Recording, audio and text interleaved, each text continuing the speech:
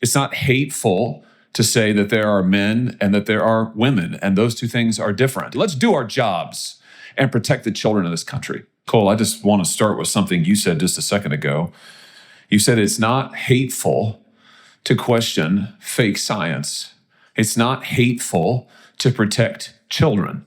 It's not hateful to say that there are men and that there are women, and those two things are different. It's not hateful to say that little girls shouldn't be told that they really ought to be boys. It's not hateful to do any of those things.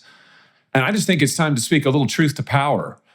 Because the fact of the matter is, it is not bigotry to protect children in this country. I've sat here and listened to this side of the aisle say just a moment ago to compare protecting children and young people like you, Ms. Cole, to Jim Crow. We were just told a second ago, it is the new Jim Crow to say that boys shouldn't be in girls' locker rooms. It is the new Jim Crow to say that men shouldn't be playing women's sports. I'm sorry, but that is the most ridiculous, outrageous thing I have heard in I don't know how long, and that is a real prize in the United States Senate. That is absolute garbage. And to hear these lies, and those are lies, spewed in this hearing room is absolutely astounding to me. It is time to speak the truth. Protecting children is not wrong. It is our job. It is right. It is justice. It's what we are here for. And I think it's time that we start exposing the nonsense, the outrageous nonsense that has been foisted on our children. You've testified to it, Ms. Cole. You said that you were pressured into transitioning. You were denied your full rights and the information that should have gone with your care. Your parents were not informed. You were kept in the dark. And the truth is this, your case isn't a one-off case. Your case is systemic. We're seeing it over and over and over.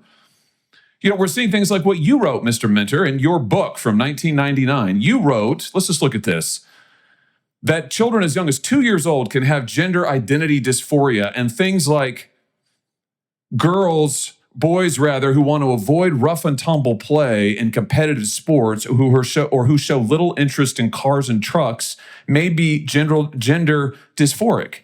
You said about girls, let's look at the girls poster. You said about girls that little girls who have an identification with powerful male figures such as Batman or Superman, or a lack of interest in dolls or any form of feminine dress, may have gender dysphoria. You're a doctor? You are quoting from the criteria from the DSM. You're a doctor. Those quotes are from the DSM. You're a doctor. I am a lawyer, and those quotes are from the DSM. You're a trained therapist. I am a lawyer, and those quotes. You're an advocate, in fact, is what you are. You're an advocate. You're an advocate for this ideology, and that behind me is outrageously ridiculous. The idea that a 2-year-old girl who doesn't want to play with dolls might be gender dysphoric is ridiculous. It is outrageous, and it is time to say so. I don't care what labels you put on it. I don't care how many different titles you put on it in your books. It is absolutely outrageous. And I'll tell you one other thing, Mr. Chairman. There is no reason for this Congress to be funding outfits that perform transgender surgeries and forced transgender therapies on minor children. And I have in mind Planned Parenthood. Planned Parenthood spends enormous sums of money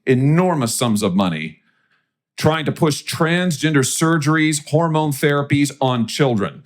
The Planned Parenthood League of Massachusetts, for example, advertises gender-affirming hormone therapy to minors who are 16 years old. We've got it right here. In fact, urging them to come and participate in these studies and taking the hormones so that they can get compensated, incentives for it. Here's the incredible thing. The United States is funding this. Do you know that Planned Parenthood got $1.5 billion? Let me say that again, $1.5 billion diverted from Medicaid and Medicare, taken from the poor, taken from our seniors, so that they could do this. This is outrageous. This is absolutely outrageous. It is unconscionable. It's time for this Congress to act. I heard one of my friends on the other side of the aisle say a moment ago that malpractice cases really were the answer. You know what? I agree with that.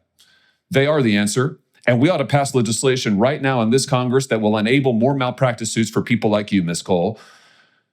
If that really is the answer, and if there really is nothing to hide, then good. Let's put power in the hands of the people. Let's open up the courtroom doors for those who have had these gender hormone surgeries, these transition therapies forced on them as you had, Ms. Cole. Let's open up the courtroom doors. Let's stop funding with taxpayer money hormone therapies, treatments, surgeries for minor children without their parents' consent. Let's reject the lies that this is somehow bigotry. Let's do our jobs and protect the children of this country. Thank you, Mr. Chairman.